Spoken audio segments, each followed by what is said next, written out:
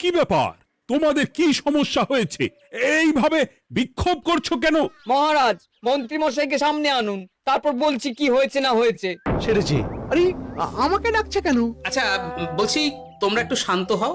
আমি বুঝতে পারছি তোমরা কিছু একটা কারণে খুবই অসন্তুষ্ট হয়েছো, তাই সেই জন্য বলছি আগে শান্ত হও, তারপর বলো মন্ত্রী মশাইকে কেন খুঁজছো, উনি কি করেছেন?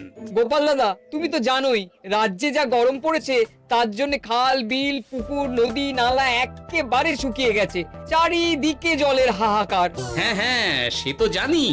গত সপ্তাহে এই সমস্যার কথা জানিয়ে মহারাজকে অনুরোধ করে গিয়েছিলাম যে রাজ্যের বাঁধটা যাতে খুলে দেওয়া হয়। কেন? আমি তো তোমাদের কথা রেখেছি। আমি তো দুদিন আগেই মন্ত্রীকে পর্যাপ্ত পরিমাণে মোহর দিয়ে বাঁধ খোলার কাজে পাঠিয়েছিলাম। কেন, উনি কি বাঁধ খোলেননি? সেইটা ওনাকেই জিজ্ঞাসা করুন। গত দুদিনে উনি তো বাঁধ খুলতে আসেনি, উপরন্তু আমরা ওনাকে ডাকতে গেলে উনি আমাদেরকে তাড়িয়ে দিয়েছেন। সে কি, এ তো ভারী অন্যায়। দুদিন ধরে অপেক্ষা করে আর না থাকতে পেরে আজকে আমরা এখানে এসেছি। এই অবস্থায় আমরা কি করব? যদি আমাদেরকে আমাদের রাজ্য সাহায্য না করে তাহলে কোথায় যাব আমরা? ছি ছি ছি, আমি তো ভাবতেই পারছি না। মন্ত্রী, এই মন্ত্রী! মহারাজ, মন্ত্রী মশাইয়ের ব্যাপারটা পরে দেখে নিচ্ছি, আগে এদেরকে শান্ত করেই চলুন। মনে রাখবেন, প্রজারা একবার বিপক্ষে চলে গেলে কিন্তু খুব মুশকিল হয়ে যাবে। শোনো সকলে, তোমরা আজকের দিনটা একটু কষ্ট করো। আমি কথা দিচ্ছি কাল সকাল হলেই বাঁধ খোলার ব্যবস্থা করব, ঠিক আছে? ঠিক কথা বলেছো তো গোপাল দাদা। দাদা বলে যখন ডাকো, তখন দেখো এই দাদা তার ভাইদের কিছুতেই নিরাশ করবে না। শুধু আজকের দিনটা একটু চেয়ে নিচ্ছি, ব্যাস। ঠিক আছে, আজকে আমরা চলে যাচ্ছি, কিন্তু কালকে কিছু না হলেই। কোনো কিন্তুরই জায়গায় নেই পুঁটির বাবা। আর তোমরা রাগ করো না। চিন্তা করো না, সকাল হলেই সাঙ্গ পাঙ্গ নিয়ে আমি বাঁধ খোলার কাজে নেমে যাব।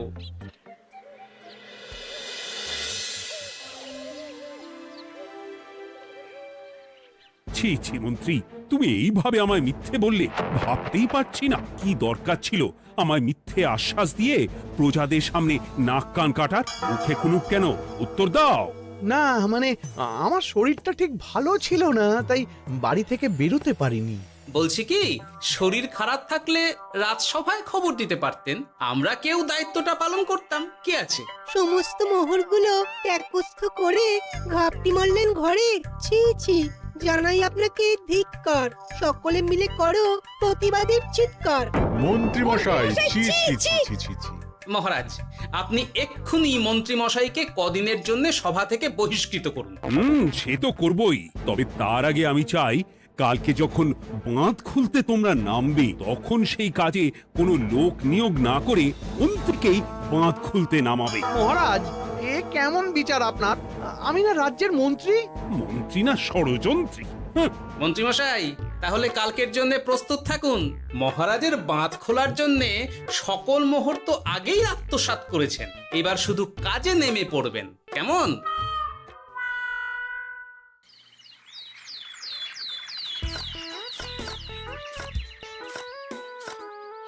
ওহ গোপাল, এইবারে ছেড়ে দাও, আর পাচ্ছি না।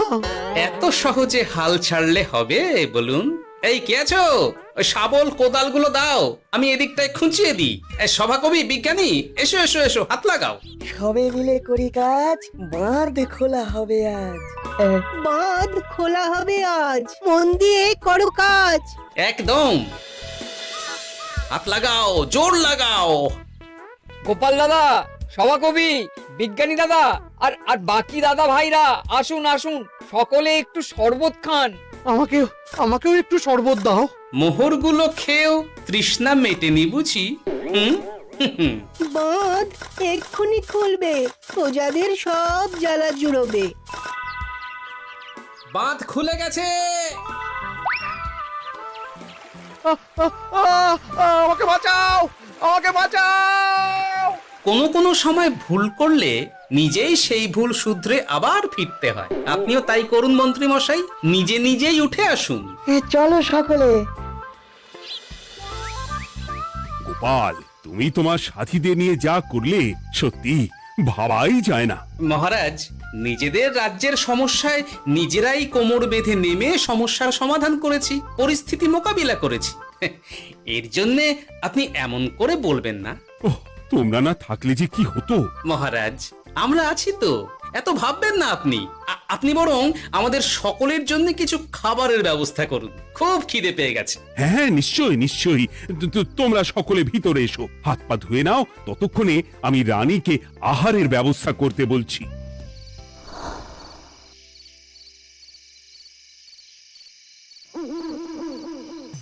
ওমা গো, ওমা বাঁচাও! ওহ, কি শরীর খারাপ তাই না লাগছে গো। একে গিন্নি, বাবারে, কি হয়েছেটা কি? ওহ, তুমি এইভাবে এখানে শুয়ে কাতরাচ্ছ কেন? বলি তুমি এসেছো? হ্যাঁ, এই তো আমি চলে এসেছি। কি হয়েছে গিন্নি? তোমার কোথায় কষ্ট হচ্ছে? গরমে হাঁসফাঁস করছি গো। পারছি না, রান্না করতে গিয়ে খুব বাজে অবস্থা হয়ে গেছে গো। এই থেকে এইখানে পড়ে পড়ে গড়াচ্ছি। ওহ, ঠিক আছে, আজ আর রান্না করতে হবে না গিন্নি, আমি রাজবাড়ি থেকে খেয়ে এসেছি। বাহ, নিজে খেয়ে এসেছো বলে আর রান্না করতে হবে না বলে দিলে, হ্যাঁ? এদিকে রাত্রে আমি খাবো কি সে খেয়াল আছে? হ্যাঁ হ্যাঁ, খেয়াল আছে, খেয়াল আছে। যাও, আমার জন্য রান্না চাপাও আর একটু জল দাও। দেখো, এত গরম পড়ে কৃষ্ণনগরের অবস্থা শোচনীয় হয়ে গেছে। বয়স্ক লোকেরা কোনো কাজই করতে পারছে না। সত্যি তো, এই গরমে রান্না করাটা খুবই কঠিন গিন্নি। কি বললে? আমি বয়স্ক লোক? আমার বয়স হয়ে গেছে, তাহলে নিজে কি? হ্যাঁ, এই না না গিন্নি, আমি তোমায় কিছু বলিনি। আমি গোটা কৃষ্ণনগরের সাধারণ বয়স্কাদের উদ্দেশ্যেই কথাটা বললাম। তোমার তো বয়স হয়েছে বলে মনেই হয় না গিন্নি। ও তাই বলো?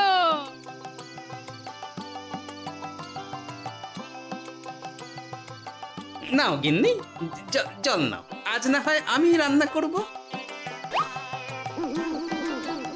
হে ভগবান, মুখের একটু লাগাম দাও। এইভাবে যখন তখন সত্যি কথা বলিও না।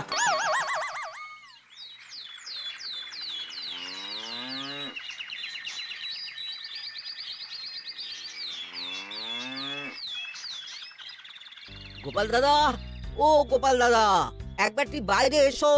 মহারাজ জরুরি তলব করেছেন। আবার কি হলো? গোপাল দাদা, গিন্নি, একবার ও বাইরে গোপাল গিয়ে দাদা। দেখে আসি, বুঝলে? পেয়াদা এসে অনেকক্ষণ থেকে ডাকছে। গোপাল দাদা, আচ্ছা, গিয়ে গোপাল দেখো। দাদা, ও গোপাল দাদা, গোপাল দাদা, ও গোপাল দাদা। আরে তুমি এক্ষুনি একবার প্রাসাদে চলো, রানীমার খুব শরীর খারাপ করেছে। মহারাজ তোমাকে খবর দিতে বললেন। ঠিক আছে, তুমি যাও, আমি আসছি।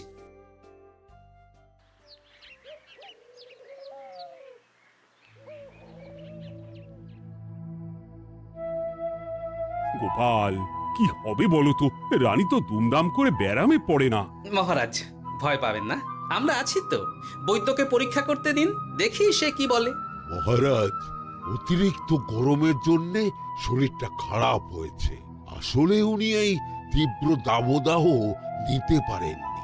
তবে চিন্তা করবেন না মহারাজ, আমি বাড়ি গিয়ে এক ধরনের বিশেষ পথ্য পাঠিয়ে দিচ্ছি। রানীমা খেলেই সুস্থ হয়ে উঠবেন।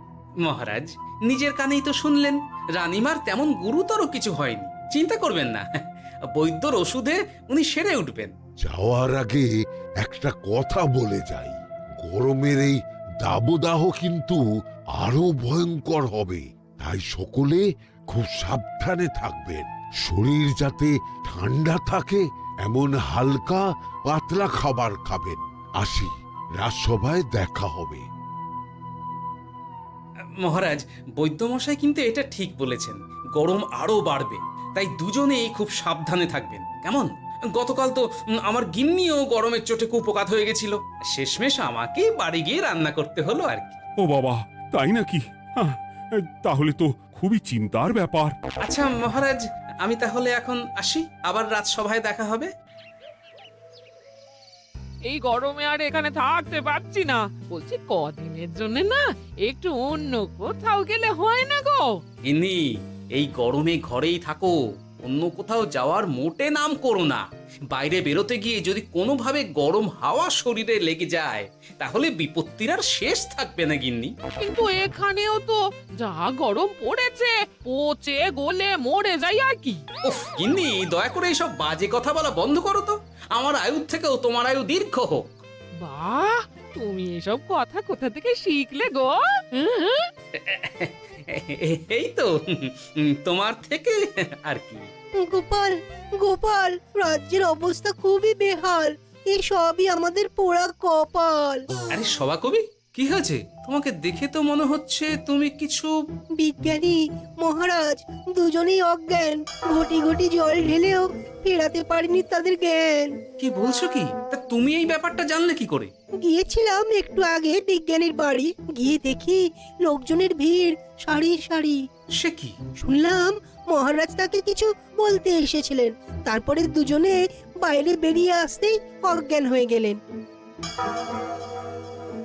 মহারাজ বিজ্ঞানীর বাড়ি গিয়েছিলেন, তাও আবার রানীমাকে ছেড়ে? রাজবৈদ্য কত করে বললেন এই সময় যখন তখন ঘরের বাইরে বেরোবেন না। কে শোনে কার কথা? আমার মনে হয় মহারাজ তেমন কোনো গুরুত্বপূর্ণ কিছু কথা বলতেই বিজ্ঞানীর বাড়ি গিয়েছিলেন। গরম কমানোর উপায় আলোচনা করতে হয় তো গিয়েছিলেন। আমাদের মহারাজ তো নিজের চোখেই দেখেছেন এই তীব্র গরমের চোটে রাজ্যের কি অবস্থা, কি অবস্থা। ঠিক বলেছো গিন্নি, আমার এই কথাটা তো মাথাতেই আসেনি। ধন্যবাদ গিন্নি, অসংখ্য ধন্যবাদ তোমায়। আমায় পরে ধন্যবাদ জানিও। হ্যাঁ, এখন আর দেরি না করে বৈদ্য মশাইকে সঙ্গে নিয়ে বিজ্ঞানী মশাইয়ের বাড়ি যাও। হ্যাঁ,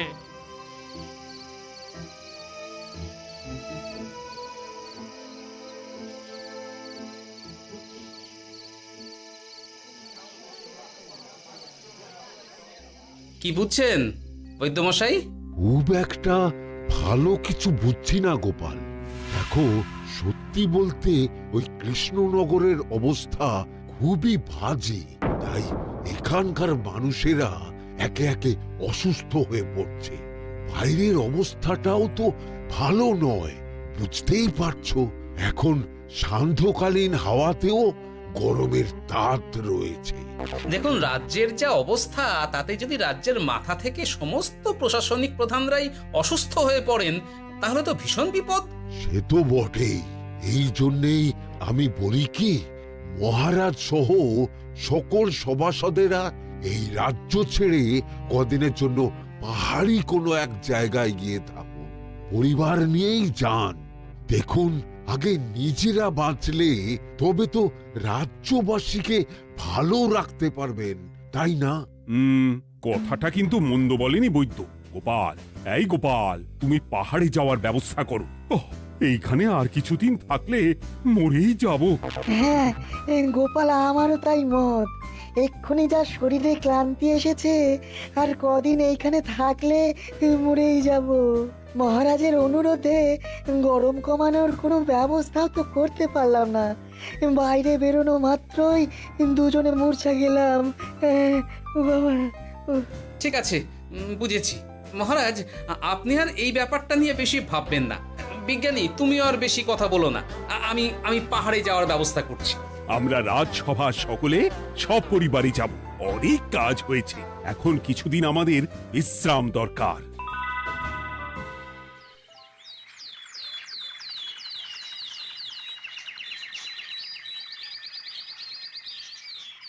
কি গোপাল, মন্ত্রীকেও তুমি আমাদের সঙ্গে নিয়ে যাচ্ছ? তুমি কি সব ভুলে গেছো? মহারাজ, আপনি খামোখা উত্তেজিত হবেন না। আপনার শরীরটা কিন্তু ভালো নেই। আর মহারাজ, আপনার রাজ্যে বাস করে আপনার থেকেই শিখেছি বিপদের দিনে পরম শত্রুকেও দূরে ঠেলতে নেই। গোপাল এটা ঠিক কথাই বলেছে। যতই হোক, উনি তো আমাদের মন্ত্রী, তাই এই বিপদের দিনে ওনাকে ফেলে যায় কি করে বলুন তো? সত্যি গোপাল, তোমার তুলনা নেই। ঠং, সবই নাম কেনার চেষ্টা। গোপাল, চলো এইবারে রওনা দিই। বলছি, খাবার দাবার আর জলের কলসিগুলো উঠেছো তো? হ্যাঁ, খাবারের পাত্রগুলো আপনার জিম্মায় থাকবে, আর জলের কলসিগুলো আমি সামলাবো।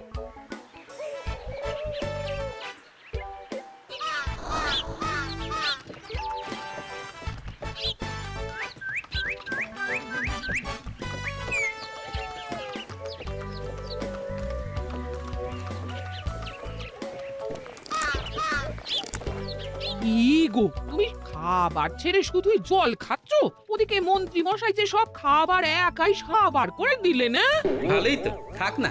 এরপরে বড় বাইরে যেতে হলে বুঝবে, আমি তো ওই জন্যই নিজের জিম্মায় শুধুমাত্র জল নিয়েছি। দেখো, জল খেলে ছোট বাইরে যাওয়ার দরকার হলে চলে যেতে পারবো, কিন্তু বড় বাইরে যাওয়ার দরকার হলে তো যেখানে সেখানে যেতে পারবো না। তাই জলই সই। কিন্তু সবার জল যদি তুমি একাই শেষ করে দিলে তাহলে? এই রে, এটা তো ঠিক বলেছো গিন্নি। পথে ঘাটে কোনো পানীয় জলের পুকুর বা কুয়ো দেখলে জল ভরে নিতে হবে, বুঝলে?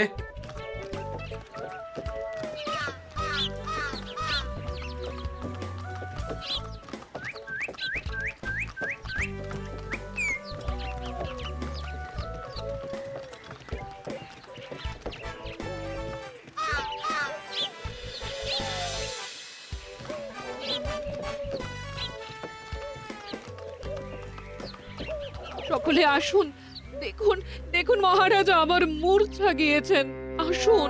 সে কি, কৃষ্ণনগর পেরিয়ে এসেছি, এখন এই অচেনা অজানা জায়গায় এসে মূর্ছা গেলেন? গিন্নি চলো তো শিগগির গিয়ে দেখি। কেউ ঘাবড়াবেন না, মহারাজের শরীরটা আসলে খুব দুর্বল ছিল তো, তাই মূর্ছা গিয়েছেন। তবে চিন্তার কিছু নেই, আমি এক ধরনের পথ্য দিচ্ছি, এটা খেলেই উনি আবার সুস্থ হয়ে যাবেন। ঠিক আছে বৈদ্যমশাই, আপনি তাহলে যত তাড়াতাড়ি সম্ভব পথ্যটা তৈরি করুন। হ্যাঁ, আমার এই পথ্যটা তৈরি করার জন্যে একটু জলের প্রয়োজন, একটু জলের ব্যবস্থা করুন তো। এ মা, বলি গাড়িতে যে এক ফোঁটাও জল নেই গো, কি হবে? এই গোপাল, তুমি একাই সব জল খেয়ে বসে আছো? হ্যাঁ গোপাল, এখন এসব বাদ দাও, চলো একটু জলের ব্যবস্থা করি। হ্যাঁ, খানাখন্দ, খাল, বিল, নদী, সমুদ্র, যেখান থেকে পারো জল নিয়ে এসো। জল ছাড়া এই পথ্য বানানো অসম্ভব। গোপাল, এ কি করা যায় বলো? দাঁড়াও, আমি একটু ছোট বাইরে থেকে ঘুরে আসছি। হ্যাঁ, খুব জোরে বেগ আসছে, ত্যাগ না করতে পারলে বুদ্ধি খুলবে না।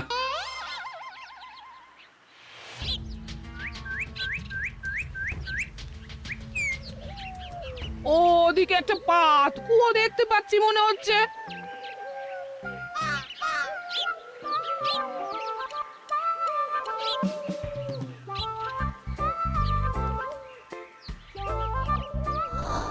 জল কোথা থেকে পাবো?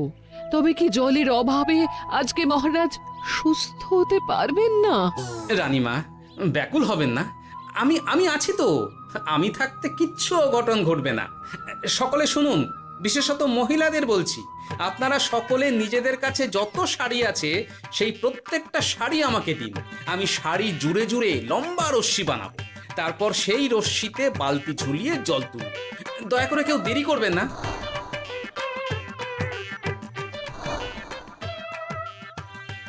এই নাও আমার 5খানা শাড়ি। হ্যাঁ, এই নাও আমার 10খানা শাড়ি।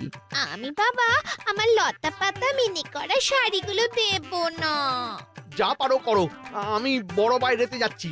ও মা, বিপদের দিনে শাড়ি দেবে না? গায়ে জোরে নিয়ে আসবো। হ্যাঁ,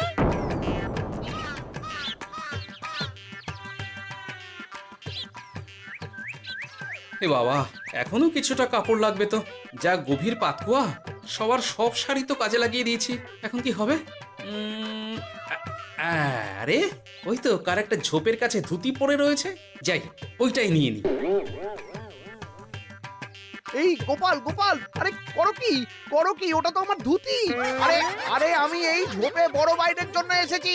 আরে মন্ত্রী মশাই, বড় বাইরে করার সময় অযথা অন্যদিকে মন দেবেন না, তাহলে পেট সাফা হবে না।